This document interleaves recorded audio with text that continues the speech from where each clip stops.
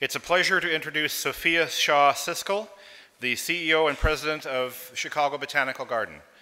Before coming to Chicago Botanical Garden, she was at the Field Museum in Chicago and has a background in museum management and arts. And she's going to talk with us about why gardens are important, especially now. Sophia?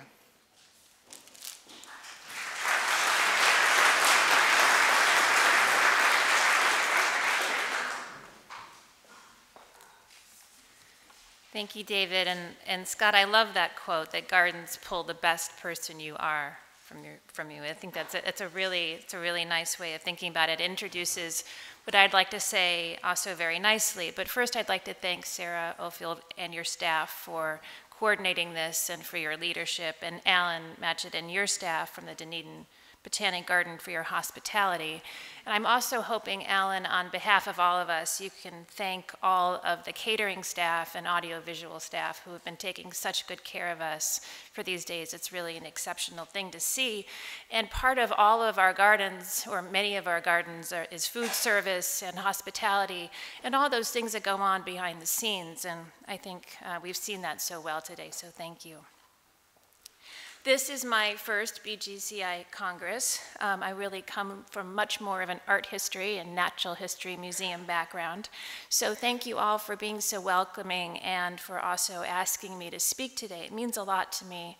And I'm happy to be here among so many people who are sharing a passion for gardens and conservation, and from 45 countries. It's amazing how much we are coming together here today. So I want to talk today about why gardens are important, especially now. And to support this position, I'll be using evidence from the Chicago Botanic Garden, because that's my part of the globe. But we all face the same set of challenges, regardless of where we call home. I'm going to attempt to prove that we can turn the challenges that we all face into opportunities to serve. This is a picture of the garden behind us. And 45 years ago, the founders of the Chicago Botanic Garden transformed a 385-acre floodplain that had been severely damaged by highway construction and farming and even missile storage into a spectacular campus on 9 islands surrounded by 81 acres of water. Our master site plan was inspired by an 18th century Chinese garden, the Garden of Perfect Brightness. This is my only PowerPoint slide. Our website is full of photographs of our garden, and also our strategic planning website holds much of what I'm going to talk about today. But our living museum is now home to 2.5 million carefully curated and documented plants across 10,000 taxa. And we curate 26 horticultural display gardens, a 100-acre oak woodland, 15-acre prairie, and a robust suite of visitor and community programs. And we invest deeply in science and education. And every day, I am motivated by this possibility of achieving the impossible dream to achieve our founder's goal of perfect brightness. We employ 700 people across 16 states in peak season and 250 people in the middle of winter. We're also fortunate to be supported by 2,200 volunteers and 50,000 member households. So clearly, we're a big garden. We're bigger than most, maybe bigger than any in some regards, but that hardly matters. Botanic gardens, regardless of our size, are important. Gardens are important, especially now, as people seek places that offer refuge and comfort, education, health and healing, inspiration, sources of food and jobs, and conservation of the environment. And at the Chicago Botanic Garden, we are seeing record attendance, support, and recognition. Our attendance this year will most likely top over 1 million people. I don't want to jinx it. It started to snow yesterday at home, so you never know. And this attendance is the culmination of a consistent, steady, year-over-year increase of over 45% since 2005. We've also seen 2 record-breaking years for fundraising. So for me, these points of reference serve as evidence of the growing relevance of gardens. It also tells me that the particular focus and efforts of our garden are working. However, since I became CEO of the Chicago Botanic Garden about 6 years ago, I've had to spend, and I'm sure you do too, so much time explaining to influential civic leaders, and really anyone will listen, why gardens are important. We suffer from people discounting our work every day because we do it in pretty places. Enough. We really all need to work together, and we've heard this over and over again at this conference, through all of our available alliances to strengthen and to coordinate our message and emphasize the importance of what we do. Our success in coordinating and broadly communicating the role gardens play is essential for realizing the goals of the global strategy for plant conservation, and our success is essential to ensure the future of botanic gardens, and moreover, our success is essential to the future of life on Earth as we know it. And I believe that while we all know why gardens are important, or we wouldn't turn up for work every day, or we wouldn't have all flown 28 hours to get here, we are sometimes too shy or too reticent to say it boldly. A turning point for me and my own self-confidence in this regard came when we were creating our strategic plan called Keep Growing, which is also on our website. In this process, we wrote out our 3 core values, or our belief statements, which guide us today, and I'm going to read them. We believe that beautiful gardens and natural environments are fundamentally important to the mental and physical well-being of all people. We believe that people live better, healthier lives when they can create, care for, and enjoy gardens. And we believe that the future of life on Earth depends on how well we understand, value, and protect plants, other wildlife, and the natural habitats that sustain our world. We also recently rewrote our mission statement to embody these values, and it is on the screen. We cultivate the power of plants to sustain and enrich life.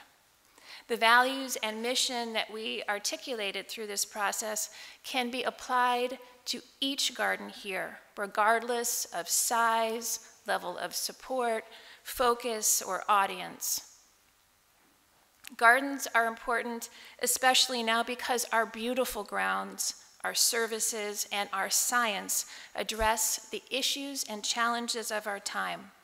Gardens provide comfort and present solutions to people faced with uncertainty in an uncertain time, to people who face the challenges inherent with getting old, and to people of all ages and backgrounds who seek science education, jobs training, healthy food, and safe recreation. Gardens are healers.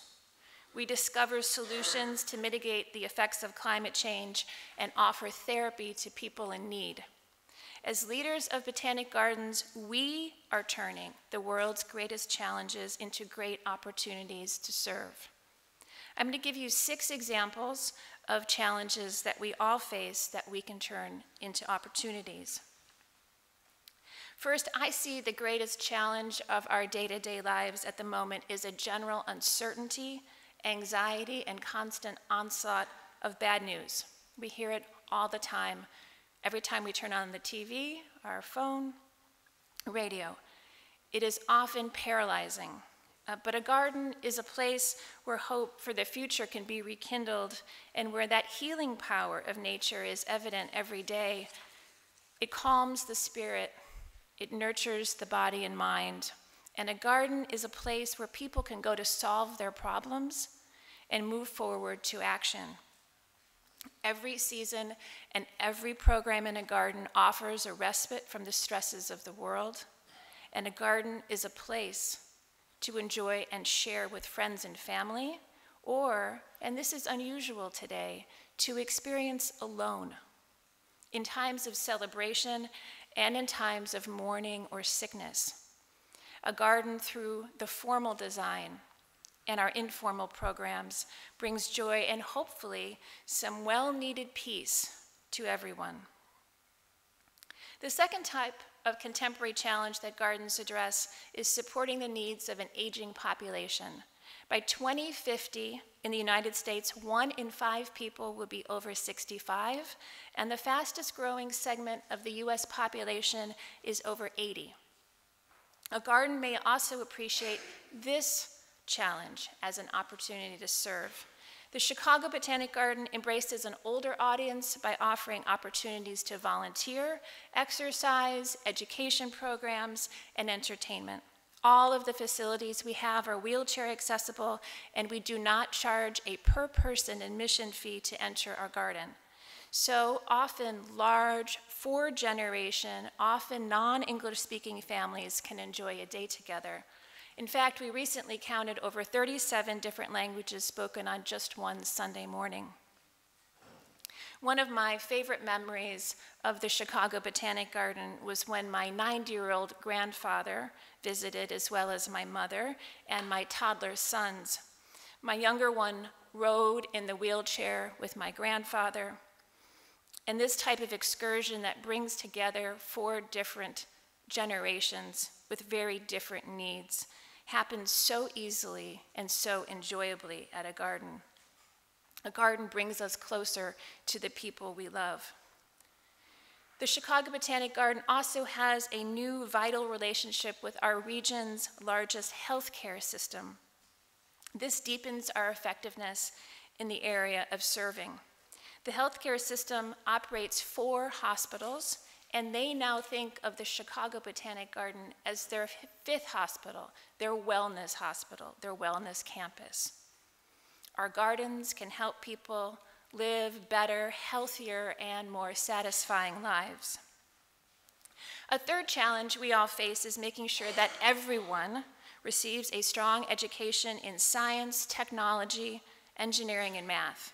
But it's a challenge and, again, an opportunity to ensure that strong science education is available to all children. Again, gardens are stepping up to serve. We've heard that time and time again over the past 4 days. Gardens provide individuals of all ages and backgrounds with engaging science classes and programs. This past year, the Chicago Botanic Garden offered over 1,500 classes serving over 120,000 people. As far as we know, the Chicago Botanic Garden is the only one internationally that offers formal education programs from pre-K through PhD, but I'd welcome a challenge in that regard. In addition, in a very fruitful partnership, Chicago Botanic Garden scientists and educators have worked together to create the first U.S. national climate change education curriculum for grades 4 through 12 funded by NASA. This will be launched early next year. And we're building a strong relationship with educators at the Brookfield Zoo in Chicago to share this curriculum with both the Botanic Garden and zoo communities.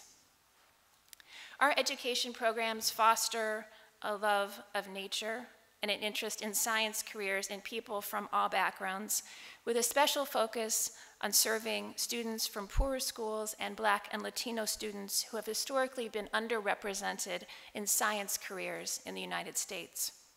In fact, to meet the growing demand of the garden's classes, we're in the process of building a new 7-acre learning campus. And at the heart of this learning campus is a new education center, which I envision as being open from 6 a.m. to 9 p.m., a bit like a community school for children and adults alike. Also on this campus will be a new play garden made from all natural materials. Botanic Garden leaders, like all of us here, understand that that fascination with a single brightly colored blossom by a child can move forward into a lifelong commitment to conservation, or devotion to gardening, or growing our own food. And speaking of food, a fourth contemporary challenge gardens address is eating well and getting regular exercise. As Chipper said earlier this week, addressing poverty and hunger are critical if we're going to achieve our conservation goals. Getting good food and exercise, however, is a challenge for so many people. Gardens, though, is, again, we've heard this week, through both our on-site programs and our community-based agricultural investments, train people how to grow and cook food and how to get a job in farming, nutrition, and food distribution. The Chicago Botanic Garden operates a terrific jobs training program called Windy City Harvest, which farms over 6 acres at 8 sites throughout urban Chicago.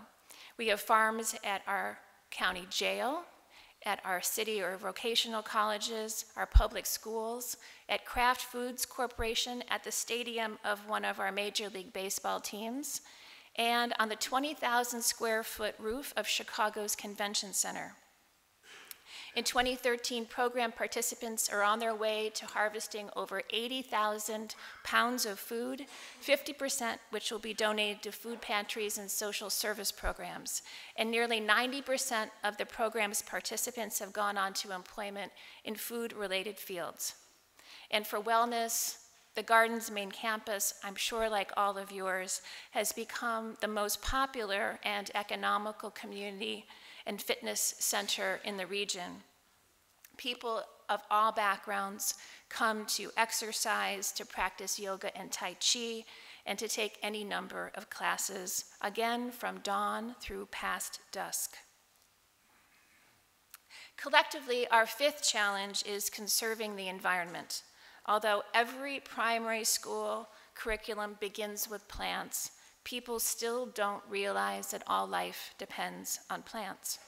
I am always surprised when people look at me in awe and also with a little doubt that when I explain that we rely on plants for our food, shelter, clean air and water, and clothing and medicine. As you all know, gardens play a role in meeting the environmental challenges of our time. And one of our most essential opportunities is to communicate that plants are essential to life on Earth, the entire web of life on Earth. At the Chicago Botanic Garden, we use a motto, save the plants, save the planet. Within the Chicago Botanic Garden's 38,000 square foot Plant Conservation Science Center and field sites throughout the United States, more than 200 garden scientists, graduate students, and interns discover important knowledge about plants, what changes can result from a loss in plant diversity and healthy habitat, and seek ways to discover how to reverse the damage. Our scientists are known for creating practical land and water management tools and solutions to address environmental challenges, including appropriately managing plant populations and soil and plant communities, especially within human-impacted landscapes.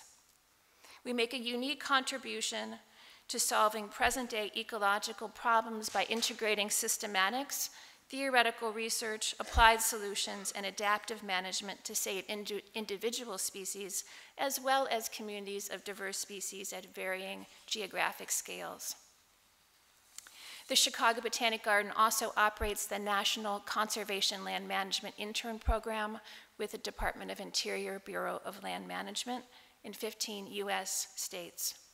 We're engaged with the Seeds of Success and Millennium Seed Bank programs, the Center for Plant Conservation, and I serve as chair of the Plant Conservation Alliance Non-Governmental Organizations Committee. Our master's and PhD program with Northwestern University trains students who will lead the world in our field. So far, the Chicago Botanic Garden has graduated 35 master's students. Additionally, 23 are currently enrolled, together with 11 students on their way to earning their PhD in plant biology and conservation. As the planet's population continues to grow to 10 billion people by 2050, we will need to determine the best way to interact with nature and better serve as the translators of the science we are conducting in our gardens.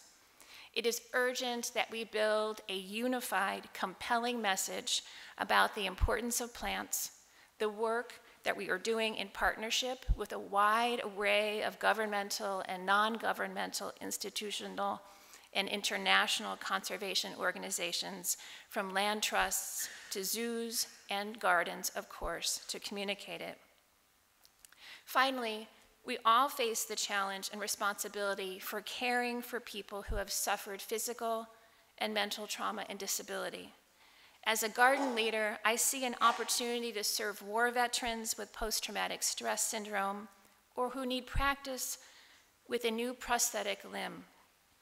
I've witnessed the power of gardens to help children and adults with autism, who are blind, and people who face other physical and emotional challenges. Gardens deliver healing and generate positive well-being to everyone who enters. Focused, science-based horticultural therapy programs build on this inherent strength. Working with plants builds dexterity, relieves stress, fights depression, and increases well-being. The Chicago Botanic Garden leads this field in horticultural therapy, and our therapists offer a wide range of services both at our main campus, but really our extensive therapy programs extend beyond our garden walls, serving a number of veterans hospitals, schools, rehabilitation centers, and online providers. We've recently launched an online gardening program for the blind. And we're also privileged, perhaps it's our greatest privilege, to work with patients and families in hospice. In summary, gardens, as we've heard time and time again this week, are a refuge. Gardens are a good value. Visitors can return over and over again, and Mother Nature always provides something new. Botanic gardens are a place where a diverse population of people can come and enjoy with their families of all ages or alone. Gardens bring positive press and generate funds for our local economies. Botanic Gardens' education, community, therapy, and science programs help build a better future. And creating a thriving garden, whether big or small, public, or just on your windowsill, requires us to live by what I like to call my gardening ethic. In order to grow literally or metaphorically, we need to embrace the key tenets of gardening: patience, beautiful design, science, learning from each other, hard work, respect, and faith. We have the opportunity and the responsibility to cultivate the power of plants to sustain and enrich life. And as garden leaders, we offer important services that address and can solve in unique ways the problems and challenges of our time. Although our ancestors, and really not too long ago, understood the critical nature of gardens and plants, the importance of gardens in the minds of still so many people is under-recognized. So it's our challenge, our opportunity to seize the day in communicating and offering our services. You are clearly already dedicated to this mission, or you wouldn't be here. So now let's return to the words that started our week. Be messenger birds. Let's all fly home and decide to be an agent of change, a leader, a champion, a translator, and to work together. Because if we remember that gardens are important to the physical and well-being of all people and to life on earth, and if we continue to evolve our programs as the needs of our diverse communities change, and if we each truly, spiritually, physically, philosophically, and intellectually relish the honor and privilege we have to lead gardens, whose beauty becomes more intense and more important with every hour, we will play an essential role in addressing the world's challenges for not only people today, but those who rest in the shade of our trees for years to come. Thank you.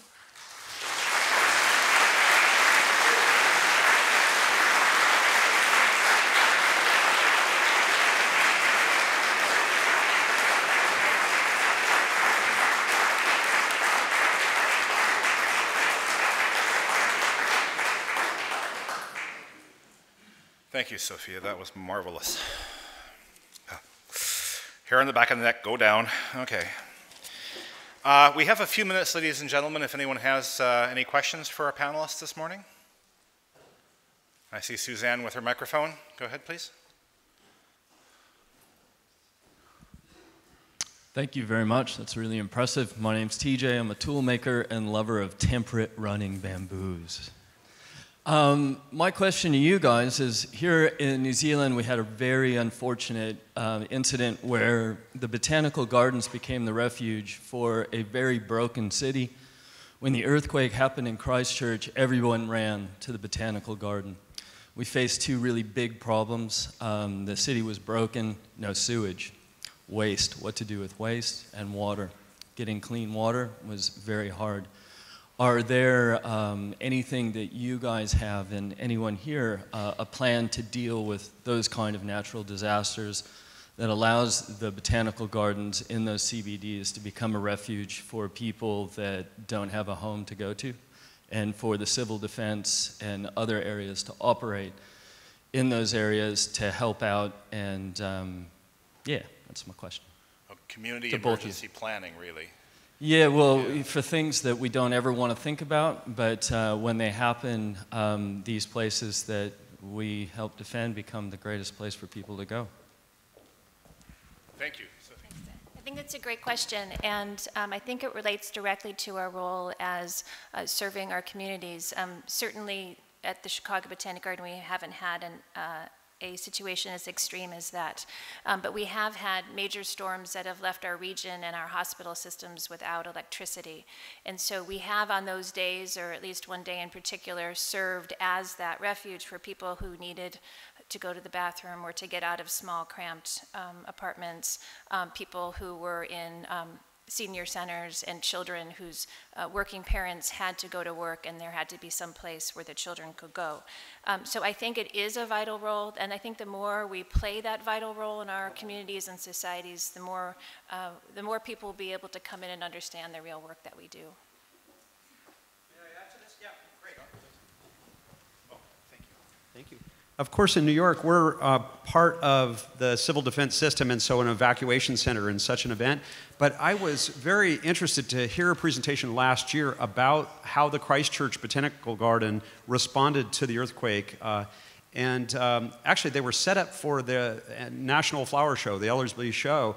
And so the tents were up, and I think portable toilets were in there and everything. And so they instantly did. They housed the sort of international tourist community because all the hotels were closed. So that's an inspiring story. I was trying to get Kate Hillier, who runs that show, to come to this conference. But I think that experience of sort of dropping everything and figuring out how to respond to something like that is something we would all benefit from. You know, in New York, we just would probably be stepping back and letting civil defense take over and run our site and supporting that as best we can. But I think that risk management element is a really important one. And with that, the risk management, the responsibilities we have to our collections during those periods as well.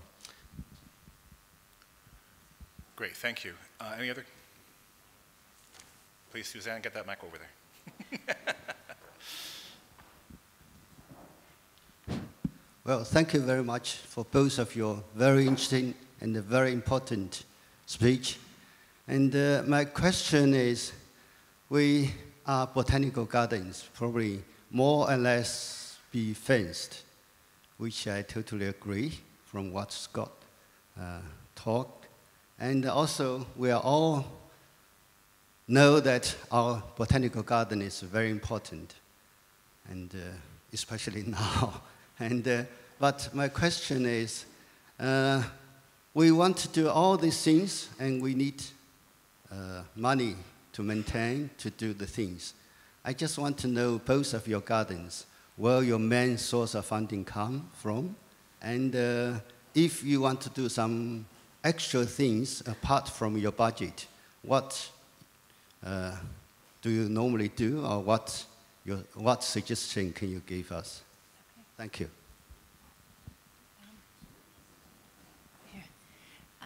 You know, I think that it's, I'm presenting as an American in a United States model for fundraising, which is different from probably all of the other countries. So with the caveat.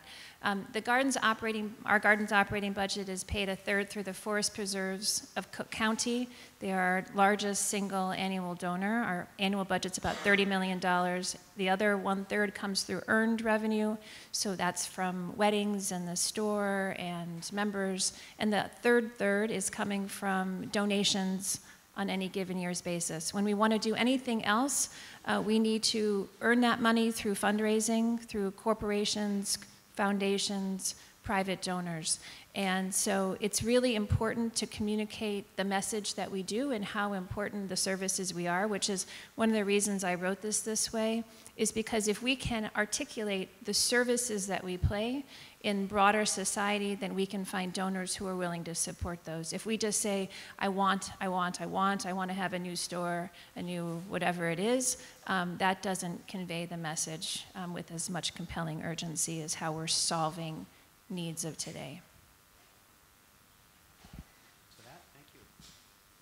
Brooklyn Botanic Garden brought half the budget, $15 million, and a quarter of that comes from New York City. And so we work hard to do, just as Sophia was saying, to really stay before all of our elected and appointed officials and underscore the work we do. I think we've got compelling stories to share.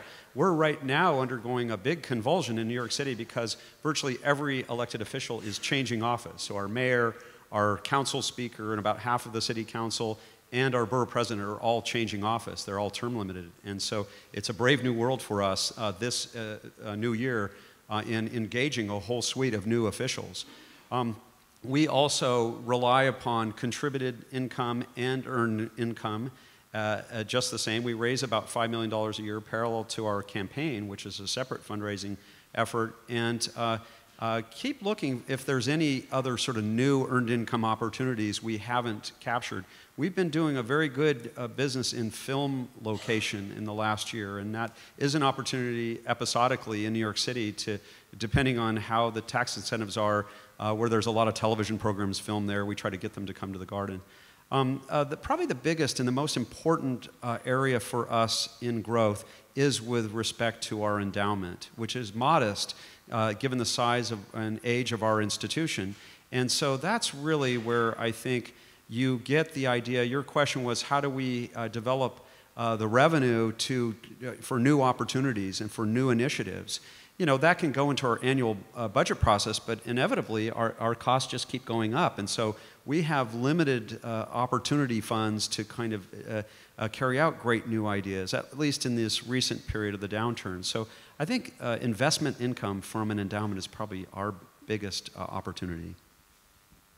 If I may, I have two other quick thoughts on it. Two other ways of thinking about it is, how can gardens offer contract services to corporations or to governments in exchange for fees? So we have expertise. We have scientific expertise, educational expertise, horticultural expertise, food growing expertise that seems to be in demand right now. So if we can partner with corporations who may want a garden on their premises and then they will pay us to do that, it's a good way of to get some revenue. Also, if we have a training program working with a federal agency that we're paid for, then that's also a good way of generating revenue. There's one thing I really have a strong opinion about, which is trying to derive too much new revenue from let's call the bells and whistles of the visitor programs.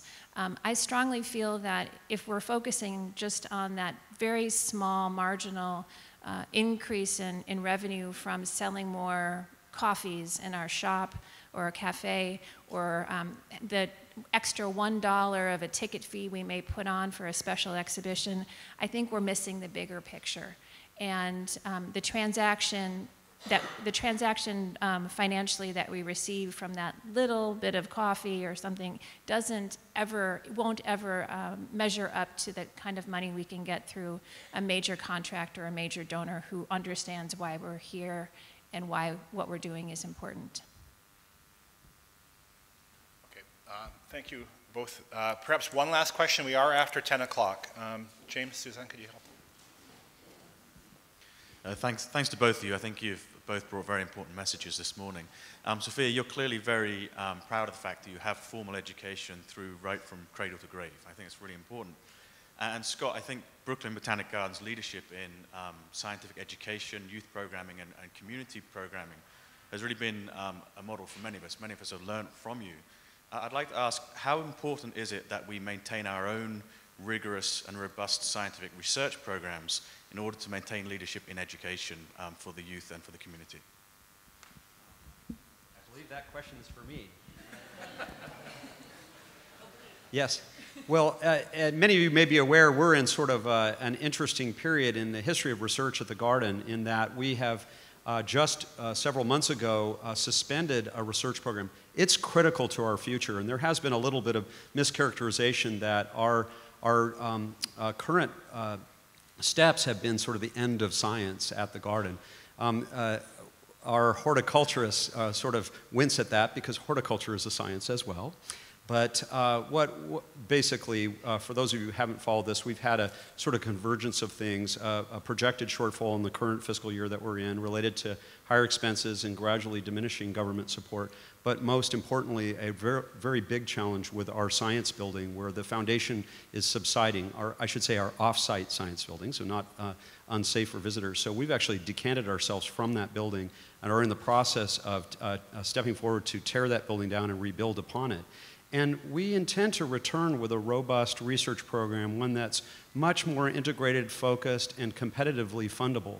And this is just one of those sort of difficult sort of transitions, but one that we've undertaken several times in our long history. If you look at our history of research, what science has meant for us has meant several things in our past. And before the current program, a plant systematics program looking at the New York regional flora, we had a horticultural breeding and plant pathology outstation in Westchester County near to us that had a very different focus. So I think we're right in the process of sort of re-envisioning what that focus might be, but very likely it's in plant conservation. That can be a center for excellence for us in Brooklyn and in our community, and inspired by what many of our peers have done in other American communities, and some of the many excellent presentations I've heard here at this conference.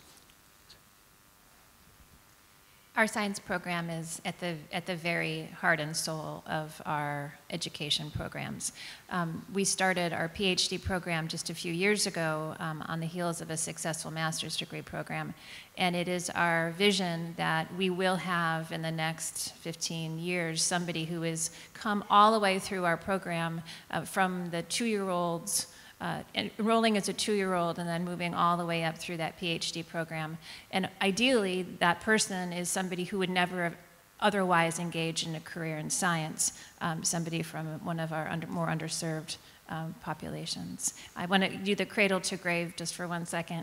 In our strategic plan, we purposefully use the words birth through death. Because I think sometimes we speak metaphorically about the seasons of our garden and wanting to serve people through all transitions of life. But I do feel that a garden can serve somebody from birth through death. We have people coming with newborn, 1-day-old, 2-day-old people. And also we have people visiting the garden who are having their last day outside of their lives. And so we have many visitors from hospice or families who are caring for people in hospice and coming to the garden. We have that ability to serve so many people. Thank you very much, Sophia. We'll thank our speakers just in a moment. I have a couple of quick housekeeping announcements, please. The coffee break is now an extended one to include a poster session on the themes horticultural changes and science and innovation. Please could all poster presenters on these themes stay near their posters during the break. Members of the GPPC will meet in Conference Room 1 at lunchtime.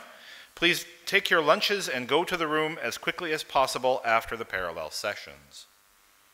If you are at parallel sessions, please complete your feedback forms for BGCI and hand them in to a BGCI staff member as soon as you can, as soon as they're completed. Finally, I have a request for Hong Tao Liu. Please see the registration staff at morning tea. And my final job is to ask Alan up, please. Please join us up on stage, Alan.